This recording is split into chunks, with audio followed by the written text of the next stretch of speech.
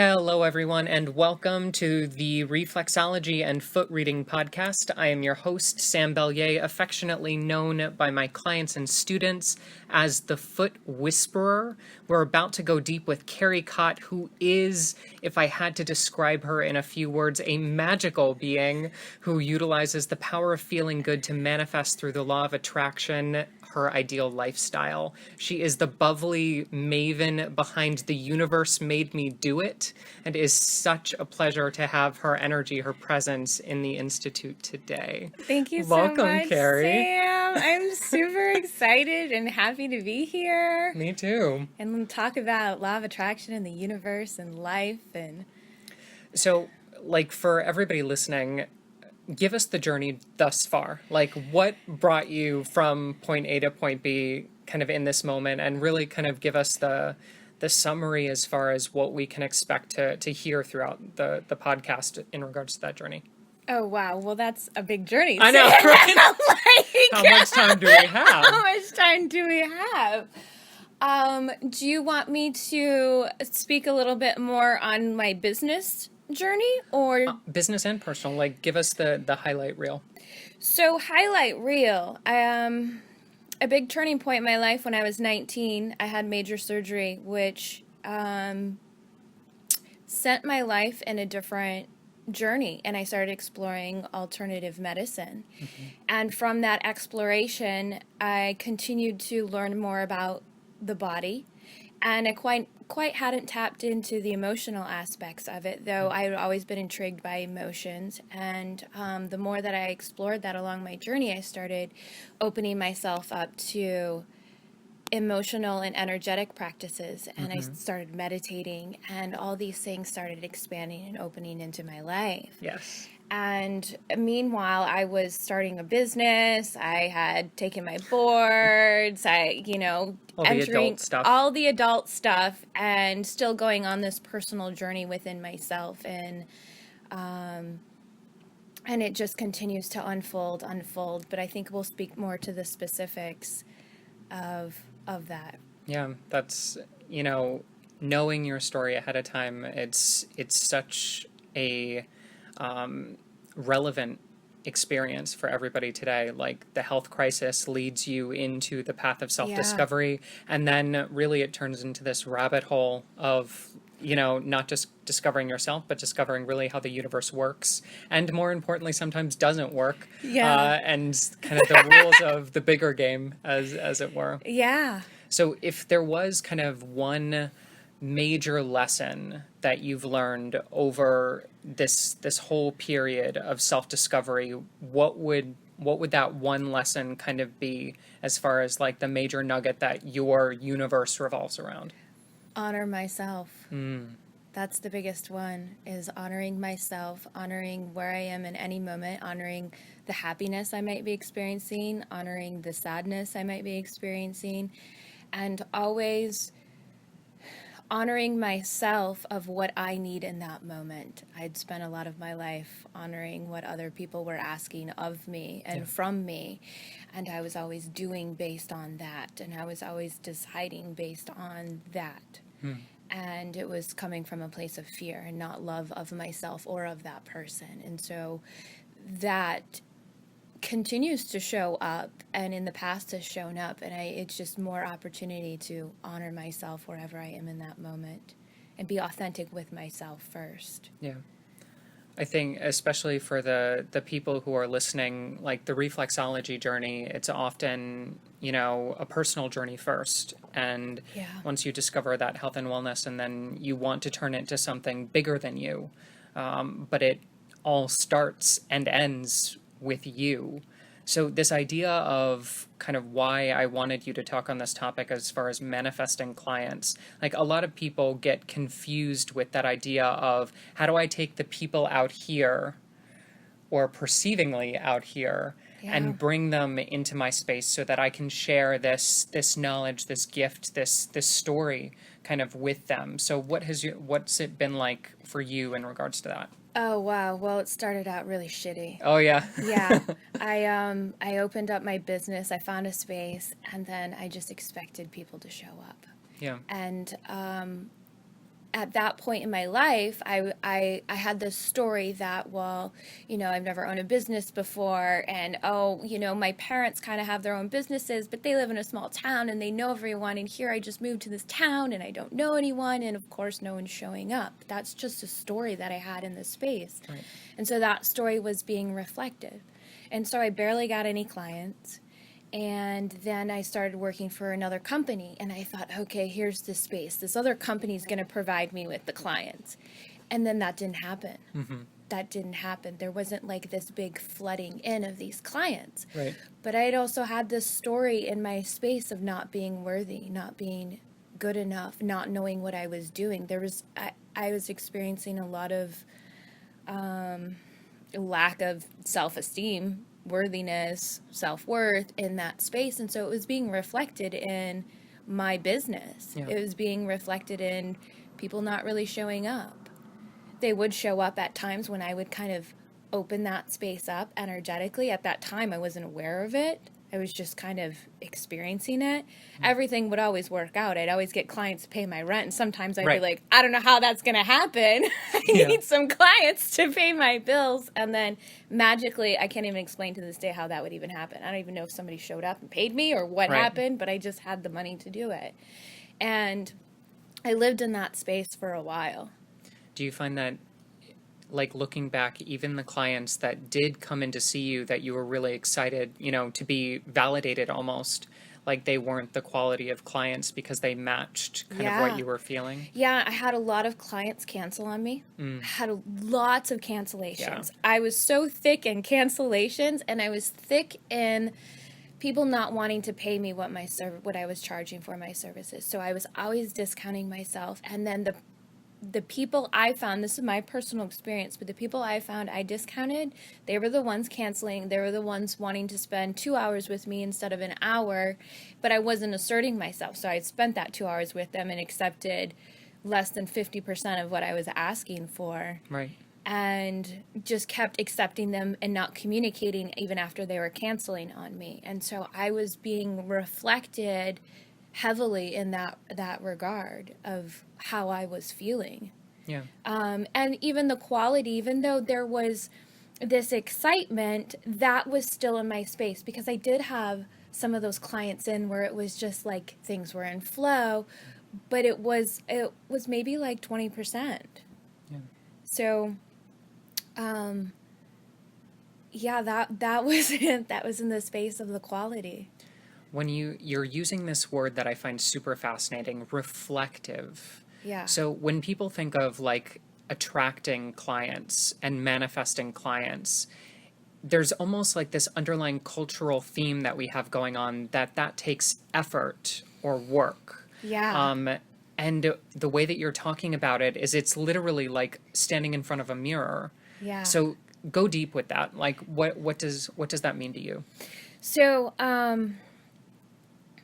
work and then being reflective.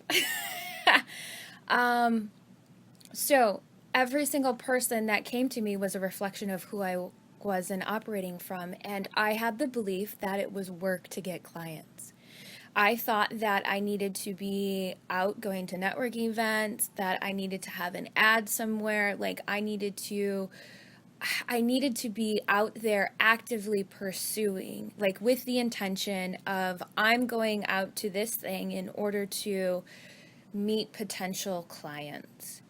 And that was just a belief that I had in that space. And so it felt like work. Yeah. And it felt like work to convince people that I had something to offer them. So that was in the space, because I wasn't standing in my place of this is just who I am and the right people will come to me. I was standing in the place, I was walking up to someone with this story in my space of this is work and I need to convince you because it's work for you to actually come and see me. And so what I would find is I encountered a lot of people who questioned me on what acupuncture was. Is it placebo? Is it this hoax? Does this really work? How much do you charge? Oh, that's expensive, or I can't afford that. There was all this stuff that created work for me in this space. So then I'd have to go to the next event. And then it was like, well, no, I need to meet this person in order, maybe they'll get referrals that way. And then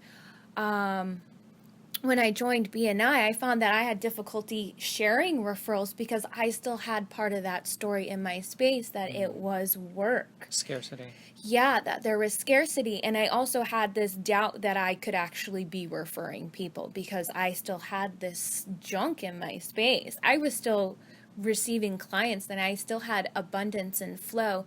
But I always tuned into when people were coming to me, it's because I was feeling good about myself. Yeah. Hands down, I can always tell how I feel about myself by who's coming to see me, how many people. It's not so much about how many people, but the ease of which they show up, the ease of which the conversation flows, the ease of which they come to the appointment. Everything is easy when I'm in a good state. When I'm not, people will change their appointment, and sometimes that's because I want that to happen, and sometimes it's like, oh, I don't really have many people this week. How am I feeling? What do I have going on? And really being a reflection again of what I have going on emotionally and energetically. One of the reasons why I wanted to share just you with the world, and especially with this kind of following that the Foot Whisperer brand is starting to attract because of my mission and, you know, how I'm feeling and what my calling is, that I tell my students all the time, you are your book. Yeah. Your schedule and who you see is 100% you. And athletes talk about this all the time. When they're feeling on their game, it's like they're not even playing with other players. Yes. You know, so it's like, how do you personally find that space to where all external factors just fade? Well, external factors fading. Do they ever really fade? They kind of continue to show up, and it's True. about being in this space of being mindful of where I am in any moment. It's about being compassionate with myself because I can still have those external factors occurring, but if I'm honoring myself, it's not interfering with how that's being reflected in my business. When I'm not honoring that, or I'm resisting something, or I'm angry about something, then that can have a subtle shift now. Yeah. I honor that space and meditate every day. I previously kind of meditated off and on. I wasn't consistent with it, but now that I've been meditating consistently, it's like this beautiful space of intention of, I'm doing this for me. I'm doing this for every single person that I'm going to encounter today. I'm doing this that I get to be in a space of love to share with myself and others. Okay, hold the phone. So when that is probably the best definition of meditation I have ever heard. So, I mean, in our society today, it's like people think of meditation as, you know, you have to be this austere monk sitting on a mountaintop somewhere chanting these things that you don't even know what they mean. And you just described meditation as just being about you, like not needing to focus on anything, just literally taking the time. And what the word you keep using is space. And I love that. Just meditation is about you. Yeah. That's amazing. Thank you.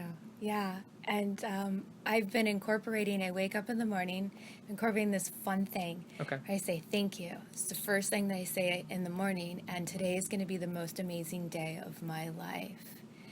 And I did this experiment with myself yesterday. Was it yesterday? maybe the day before. They kind of blend.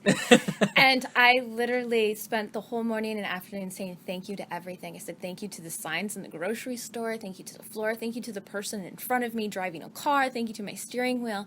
And I found that as I just said thank you to everything that I could look at, see, feel, emotions, I said thank you to emotions too, I realized that there was no space for what I didn't want to come in.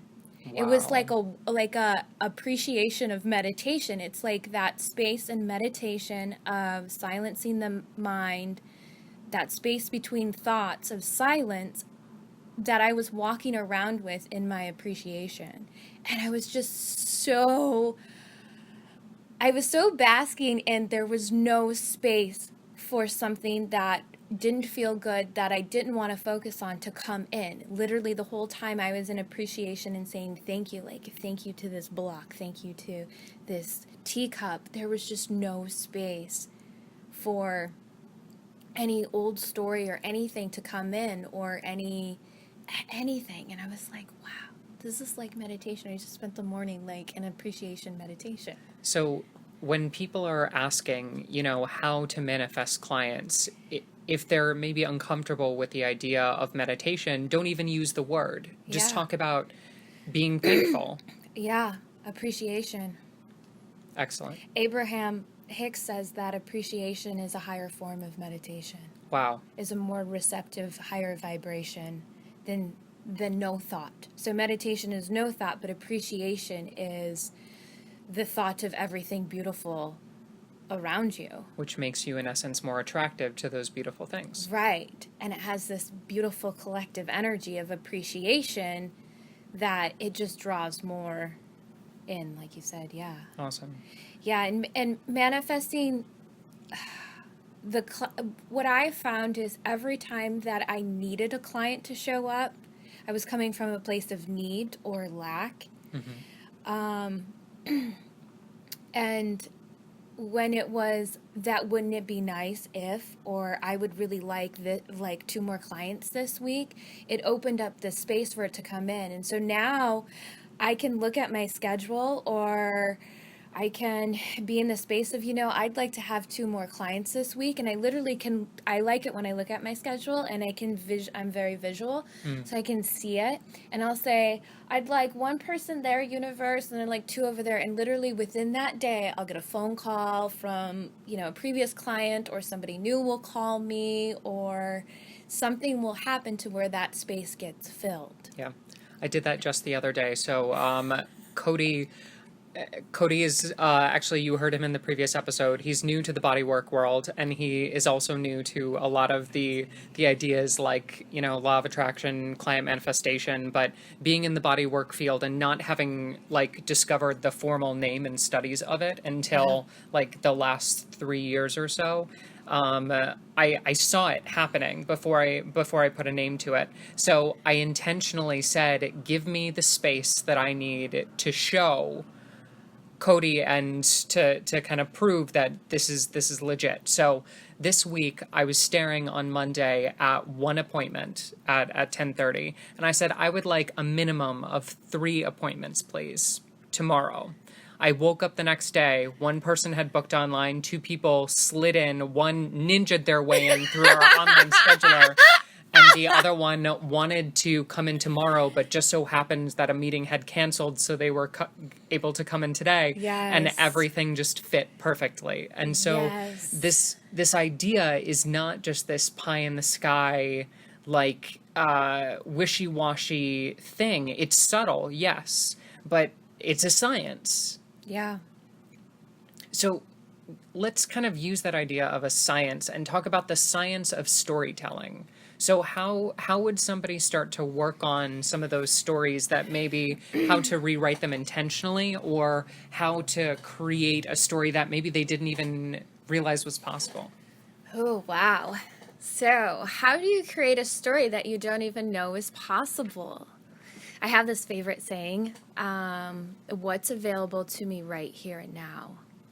And the intention behind that is these moments that I'm connecting to the universe and I'm saying what's available to me right here and now is to surprise and delight me. What am I unaware of that's available to me in this moment. So, traditionally I had thought, you do this networking stuff, these how you get clients, blah, blah, blah, blah, blah. You do these things. Right. And so if you're coming from that space, this intention of the statement is show me what's around me that I might not be seeing. And I just have so much fun with it because you could just bump into someone and have a conversation and they're like, oh, reflexology. Tell me, I was just reading an article about that. Or you might feel guided. And that's the thing. A lot of times we think it's going to come from a certain avenue. We might feel guided to go pull over at a park one day and there just happens to be somebody sitting there that we start up a conversation, and maybe they've been looking for someone to refer to for reflexology, or maybe they wanted it themselves, or maybe it was just an open dialogue that they're like, hey, I'd like to introduce you to this person. And then that just opens up something. Perfect example. So about 3 months or so ago, I had this idea, and I was playing. You're getting this theme of like play, right? So I was playing with this idea. You know what would really scratch the itch that I'm feeling right now is if I could work with some of the Lightning players. Yeah. Yeah. So I thought, you know what? Lightning is a local hockey team. They're starting to get really well known. Growing up, they definitely weren't. So like that idea of touching fame and working with high profile individuals. And so I thought, you know what? Let's just put that out there, and thinking, visualizing that experience, understanding the feeling of appreciation for what that would bring in the door, what it would mean to me personally, and just chewing on that appreciation. And so literally within a week, I had a client come in who said, oh, by the way, I'm applying for a job tomorrow with the owner of the Lightning's company, and he will be in the room. And I was like, that's it. I don't need to work with the Lightning. I needed that spark. Yeah. Like it was that I just needed to feel that juice. Yeah. And so I had attracted what I needed, but then also gotten what I wanted through the process. So sometimes you have no idea what it is you really want until you pull it into your space and you realize, okay, that I'm satisfied. That's totally it. I have an amazing story to share that's go for similar it. that just happened. So I've been transitioning my career and moving more towards being a live-in coach and really immersing with someone in their space and going deep with them. And I had received this idea about 6 months ago, and so I've just allowed it to continuously form in my mind. And I've been inspired lately to play in imagination. And I like to do it after I meditate because I've reached this quieting in my mind, this higher vibration. And it's more like I receive the thoughts of my imagination instead of sitting around what do I want to imagine? Because if I sat around and said, what do I want to imagine? Hundreds of things are going to come in and I'm like, which one do I choose? Right. So I've been intentionally imagining after I meditate. And I've been imagining what it's like to experience this client that I'm desiring to happen. And so I've been just playing in imagination, feeling it, being there, how much fun it is, how much freedom, flexibility, everything that's in the space. And there was a price point attached to it. It was $10,000. Yeah. And so I just stayed in the space of what that experience is like. Yeah. And then my friend who I had shared this story with, this is the price point that came to me, this is how it looks, this is how it feels. She literally contacted me a couple days later and she said, you can't make this stuff up, Kerry. She said, I was talking to a client of mine and he's like, I need a live-in coach and I would pay them $10,000 to come work with me. Oh my God. And I was like, confirmation. And it was there it was. there it was. It was, and that's the thing. It's the manifestation of that is the manifestation. Yes. Whether or not this person actually becomes that client, he is a confirmation, a manifestation, a client along the way. Yeah. He still could transform into that. It may not be the right fit, but it was, I'm getting ready to be more ready to more ready. And so it's just that piece along the trail, like with the lightning, because the lightning might probably will transform into clients of yours, Right. but it's that piece along the trail. It's like you're on the train going to Alberta, Canada, and you just stopped somewhere to just breathe in mountain air, and you're not there yet, but it doesn't matter because right there is so fucking beautiful. Yeah. So that was like confirmation of there it is. There it is. Perfect. Yeah. So let's talk about this kind of client attraction process. And some of our listeners are wondering kind of whether they should just be seeing friends and family or whether they should go into business for themselves. And there might be a little bit of pressure attached one way or another. Yeah. So how do you find, especially when you're practicing a craft that you feel very drawn to, how do you find your sweet spot? Life's journey. Yeah, life's journey. Right. Being okay with whatever spot I'm in the moment. So I have found when I first started that working with friends and family was not my sweet spot. It was an easy spot because I already knew them. Right. But it wasn't the sweet spot for me in being authentic with them and what I was tuning into for them or working with them. So I can speak to only me personally, Right. but my experience is I held myself back. Okay. Could I work with a family or a friend now? Absolutely, because I've created that space, and it's about trying it out. You just have to experience it. You have to have a session with your mom and see how you feel about that. Right. Maybe there's stuff in the space between you being really present with her in that session, or maybe there's a friend. It's like clothing. You guys gotta go try it on and see how it feels, and then honor that. So you asked what was the thing at the root, is honoring yourself. I love that. And so what I do now is I tune into it before it happens. How does it feel for me before it's happening? Does this feel like something I want to explore? Does this feel right? And asking myself that question. If it's yes, then I work with that person. If it's no, then I don't work with that person. Maybe it's not yet. Maybe it's not time. So it just might not be that right time. Or maybe it's just no in general. No, I don't want to work with you, family member or friend, because it's not right for me right now. Yeah. Because there's a different dynamic when it's a family or a friend. But that could also be a belief in the space. True. But there's a different level of relationship already there. So it's like feeling out the yeses. Yes. So the yeses become like breadcrumbs to direct you into kind of the perfect place for you to be at that moment. Yeah, and sometimes the yes might lead you into the experience of this didn't work out very well because the yes you needed the yes to go there to find out, ooh, I like this about this experience. This didn't work out too well. Why didn't this work out so well? And why did this work out so well? And then taking those pieces and continuing along the trail. But always honoring yourself of, that was an amazing experience. That was a good experience for me to have.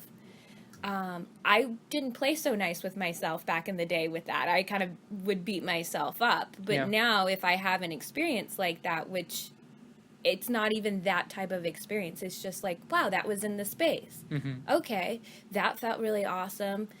That didn't so much, but that doesn't even matter because that was necessary for the space. Yeah. And even I always wanted to make sure that everything went smoothly. But sometimes that client is asking for an experience that isn't that smooth. Right. Maybe they're asking for you not to do the job that you know that you provide. And so they might not have the experience. They come in, yes, and then they're like, I didn't really like this, which is irrelevant to the practitioner, because they're having their own individual experience, and they might reflect that I can't be helped, or I'm not deserving to feel good. You always have to consider what's in their space. And I used to take what their story was and make it my own, of, oh, I'm just not that great. I need to be better. I need to do better. I need to communicate differently. And it was, no, we're reflecting what we're both thinking and feeling, what we have going on. I love that, because especially whenever we get into this idea of, being the therapist, being the caregiver, being the person that needs to take care of someone else, we think that it's our job to make them feel better. And we attach ourselves to whether or not they feel better, despite us not being, having such a strong attachment like an MD would. But even in, like, especially if you watch any of the major medical kind of TV shows that are out right now, there's always this episode where the doctor has to detach themselves from the patient outcome. Yeah. And I think we so need to, as practitioners who are in the health and wellness field, remember that the client is asking not for us, but for an experience that is facilitated by, just so happens to be facilitated by, our unique presence. Yeah. Yeah. And something that I hold in my space now is that no matter what that person has going on, they're going to feel better when they leave. To what degree is completely up to them, but I know that they'll feel better on some regard. And so I just hold that in my space, that no matter what happens, they're just going to feel better. Whether it's they walk away still with the pain that they came in, they're going to feel better on some level. And so I just hold that in my space, of that it's irrelevant if it's completely gone or if it's still there, that no matter what, they're just going to feel better. Back to that full circle idea of kind of the stories we tell ourselves and those external factors. A client is ultimately, at the end of the day, an external factor. It's something that's outside of you, which you cannot ultimately control. So, and this is especially when we get into some of the people that have spoken extensively on the topic of manifestation, they remind us that when we pull something into our space, it's an echo of a previous thought. So it's not even a current reflection most times. It could be something that started seeding a really long time ago that is even more present because of the contrast of how good you're feeling right now. So like you said, the journey of it all is really important. Yeah, and reflecting on who my clients are today versus who they used to be, they're night and day. Because when things come up, I do the work as they come up in my own personal life, and my clients are such a reflection of who I am now, and I just know and trust that who's ever being attracted to me is for the right reasons, and they're being attracted to me because of what I have to offer. And it used to be I was attracting them because I felt like I needed to prove myself. And so I would have to prove myself. And now it's just, I just know that they're ready for whatever I have to share that's in this space. And I just trust it. And it's so amazing because somebody will come in with something that I just experienced, similar. Right. It's never the same, but something so similar to what I just experienced, or a conversation I just had 2 hours ago. And here this person is sitting in front of me and saying, I have this going on and this doesn't feel good. And I'm like, perfect. I have some different tools now to help assist you through that process. And through that process, I heal and expand and grow myself, because I also get to share, but I also get to see what else is in the space for me. So every time I say something to a client, I'm listening for the message for me, because they're a reflection. We're both a reflection for each other. I love that. So what you're kind of explaining is this deeper level to the manifestation work is not just, I need a client, let me pull in this client, but actually like looking at the people that you're pulling. Yeah. And listening to them as a reflection of either what you need to learn, how you need to grow. And the story that really captures this for me is that my clients called me the foot whisperer before I even thought that that was where, the business was going. Yeah. So it's like sometimes the clients are the voice of the universe Yes. from that standpoint. And so what you're pulling in it's not just about pulling in more in order to make bankroll. It's Yeah. about listening to their messages. Absolutely, because they're our teachers too. Right. Every person is our teacher, and we're teaching them and sharing with them too. But it's where giving becomes receiving in the same moment. Ooh. That's the sweet spot. Oh my gosh, if I could talk about a sweet spot, giving and receiving in the same moment. Same moment. Because every time I interact with just anyone, but a client in particular, because that's what we're talking about, like, it's such a gift for me, because when I get to share who I am, Right. I get to work with my intuition in just like this really in-depth place one-on-one with this person, and I get to learn and expand too. I always take something beyond that away. I take where they are and what they have going on, their wedding, their willingness, the story they share with me, all of that. I take that and what's in the space for me too. So it's like this giving, receiving, sweet spot in the moment at the same time. And when we think of like maybe some guideposts along the way that are letting you know that you're not on the right track. So some of those might be, as opposed to the equal giving and receiving, like the draining of energy. Yeah. Feeling like you got hit by a bus after a session, the God, the feeling. those suck. I know, right? Oh. The bus ran me over this session. There we go. We got Kerry in the shot now. So as far as things to look out for, like besides like the energy drain, like what are some other signs from the universe that maybe you've experienced to say, no, do not pass go. This is not where we need you to be. Emotions. Oh. Emotions, your emotional guidance system. Your emotions tell you where you are. Emotions. If you feel good, it's a good thing. If you don't feel good, then there's something there in this space. It doesn't mean what's happening is bad. It can mean how I'm looking at this feels bad. Maybe I'm not asserting myself. Maybe I'm not communicating like I would desire to. What's in that space of that emotion of this doesn't feel good? But also acknowledging if something does feel good, why does that feel good? So that was the part of me that I continued to ignore in the past when I would feel drained, like I was hit by a bus by that experience, was my emotions. Was I doing things that didn't feel good to me? Right. I'd spent a lot of my life doing things that didn't feel good to me because I was afraid to communicate who I was. And so that continued into the reflection of my clients. So would I be spending more time with them than I really wanted to while charging them less? So that didn't feel right to me, and so I felt drained.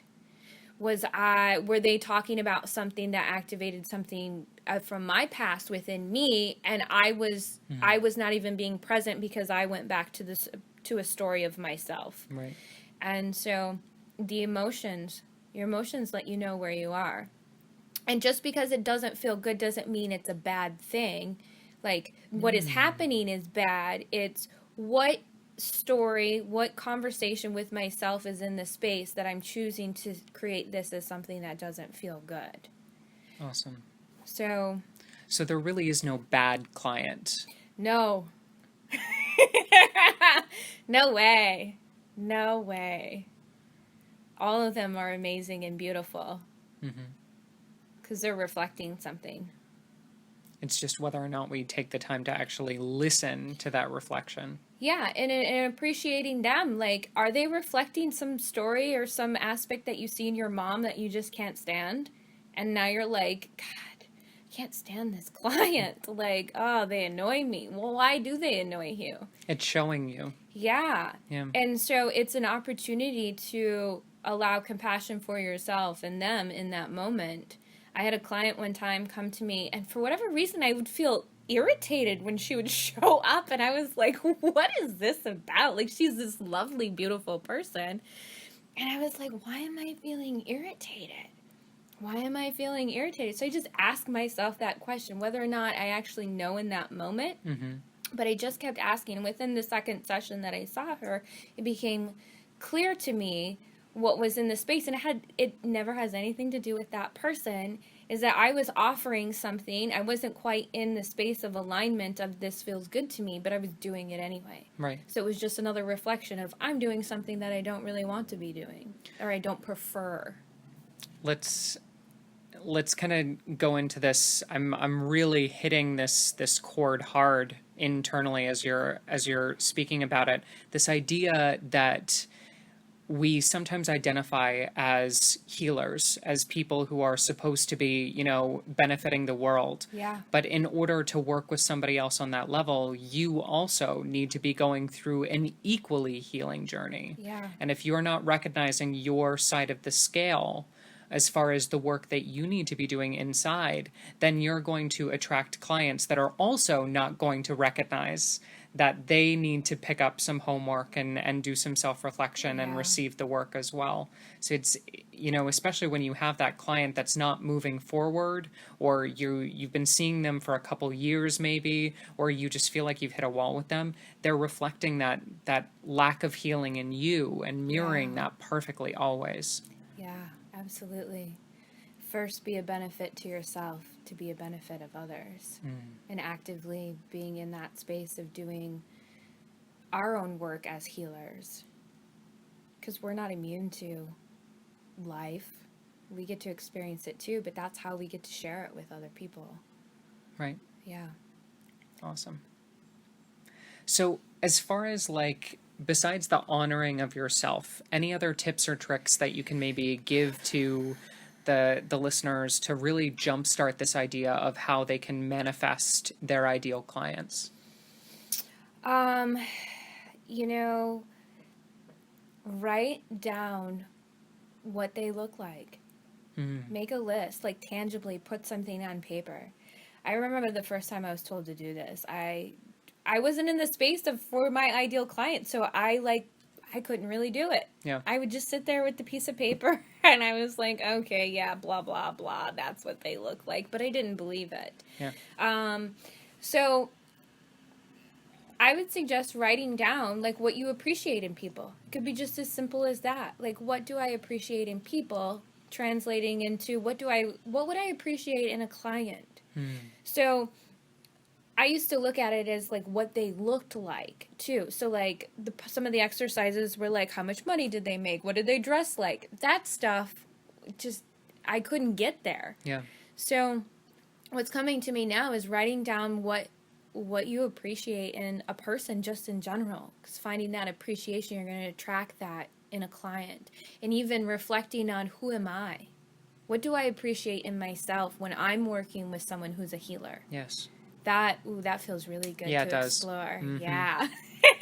Well, and this brings up this idea that, when we think of especially going back to that idea of marketing or networking, which is intentionally scarcity mindset, you know, everybody's looking for the lead, the referral, the business that supposedly all of our competitors are stealing from us. But if you're focused on who you are and what you want, chances are you put 10 people in a room and they're going to want 10 very different things. Yeah. Not everybody wants to win the lottery. Some people want to spend more time with family. Other people can't stand spending time with family and they'd rather be on an island somewhere kind of alone and isolated and self-reflective. So it's very much about feeling what feels good to you and then taking that to the next level by getting specific and making sure that everything that you're focused on truly feels good and authentic. Yeah. And since they're all reflections, tuning into what are those things that we appreciate about ourselves. Yeah. So let's get into the topic of money. Yeah. When clients come in, it's often with a price tag, like you had said. How do we work with this feeling of money being a factor, and also this idea of maybe we feel like we're undervaluing or overvaluing ourselves? How do we find that monetary sweet spot? Well, I've had a fun journey with this one. Okay. Because that was not one of, it was one of the biggest things in the space between me and my clients. Was this story about money. I'd come and created in my life, lack consciousness. And so when I started charging, I didn't believe I was worth that. So naturally, I attracted people who didn't want to pay for my services. So that was, again, being reflected. And then, again, I just tuned into the emotions. How do you feel about it? So, and I kind of felt like money shouldn't be in the space of healing. I'd had that belief. So, first of all, I would ask yourself, how do you feel about money? How do I feel about money? How do I feel about money when I'm going to a service? Do I feel like I want to pay them? So if I'm going to go see a reflexologist, am I happy to spend X amount of dollars? Do I want to pay them $75 for a session? How does that feel for me? Right. How do I feel about going to the grocery store and buying a whole basket full of food? Like, really tuning into, how do I feel about money? How do I feel about my bank account? What's in the space of the conversation with me and money? Because it's not about what that other person wants to do. It's about who you're being. And when I was walking around in the story of I'm not worth this, it was being reflected. Right. And then I moved into a space where I created a price point that I felt was too much, but I was feeling guided to it, but I wasn't ready, and so I did it. And then I felt the discord of that, and then I felt like, oh, nobody wants to pay me that. And so my clients kind of dwindled down, and I was like, I got to get in alignment with whatever price point I choose, and I have to feel good about it. I get to choose whatever price that I want, and then I get to feel good about it. But I get to feel good about it first. Right. Before. Ooh, I like that. So we have to feel good about it before it can actually happen. And so how do you, again, it goes into like some self-worth of how do I feel about myself and what I'm doing, and acknowledging and being in the space where you let money be a part of it, because it's a gift. You're providing a service, and when somebody else provides you a service, how do you feel about that service? Like, are you appreciative of your electric bill when you write that check or however you pay for it? Like, they're providing a service.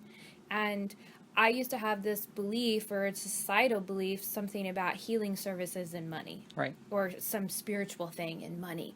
But there's nothing more spiritual than abundance, tangible things and experiences and abundance and prosperity. So it really just comes down to evaluating how you feel about money, what's in this space. And then feeling your way towards that ideal price point that's, not too high, which you could always work up to. Yeah. But some people are doing this, I have quite a few students that frankly don't need the money, yet they practice anyway, because it's what they want to do. Yeah. And so they take the money as an energetic exchange to make sure that the client is valuing the service. Yeah. But at the same time, there are other people where it's like, this is their living. And so they charge a little bit more, but they feel comfortable with that because either they own their own space or they have children to feed, and they know that the money isn't selfishly kind of just for the purpose of having more money. Yeah. Yeah. Well, and it's also about, there's always a perfect match for us, no matter where we go.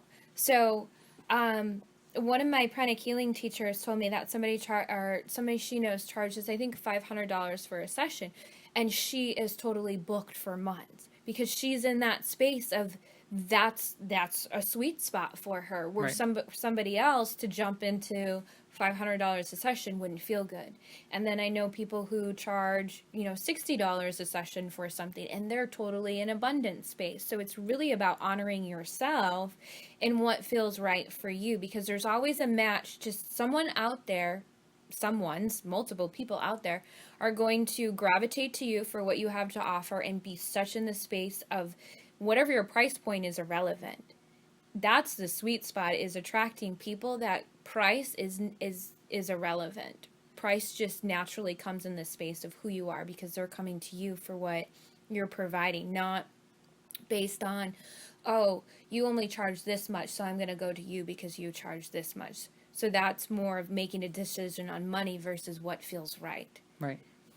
And so honoring that. And it doesn't matter how much, in my perspective, it doesn't matter how much you charge. You could charge $60 or $500, but if you feel good about it and there's those perfect match people that are coming to you and whatever you're providing, then they're all the right fit. I love it. Yeah. So to kind of wrap up, where are you trying to affect the world right now? Like what is the mission for Kerry and kind of the attractive work that you're doing?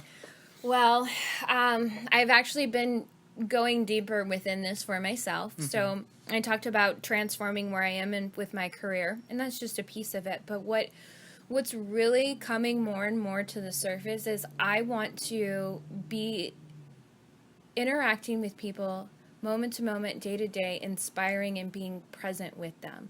Like at the root, that's something that I've been imagining and fantasizing about and experiencing more and more, is that when I'm walking down the street, like I'm consciously smiling and connecting with people, and I'm stopping to talk to people that I feel gravitated to, which normally I might have just walked by, and I'm having this beautiful conversation and just sharing energy. So even at the most basic level, just being present with people. Like, I was reflecting on, there's a lot of these missions. You go to other countries and you help, these tribes or people that are destitute. And I was just really reflecting the past few days about how that person down the street sitting at the desk at that lawyer's office is just, they're asking for things too.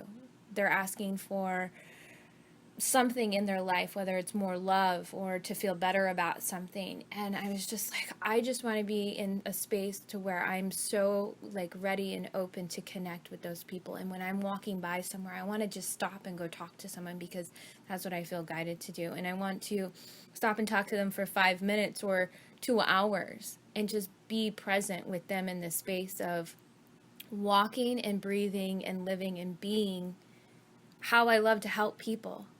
And a part of my career shift was that I wasn't so much into the client after client after client. Here's my day, client. I just want to be more interjected in my day-to-day moments, right, of being present and sharing what I have to offer, and gifts and inspiration is in that space. I love that.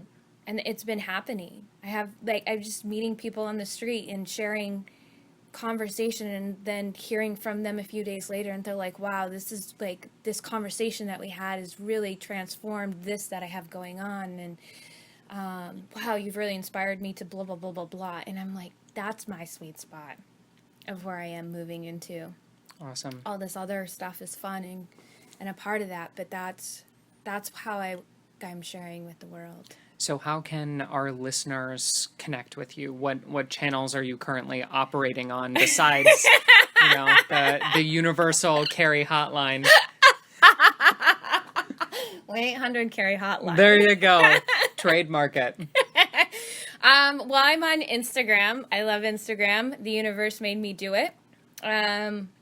I'm also on Facebook, Carrie Cot. I do have the Universe Made Me Do It Facebook page, but I'm more active on my personal page, so you can friend request me.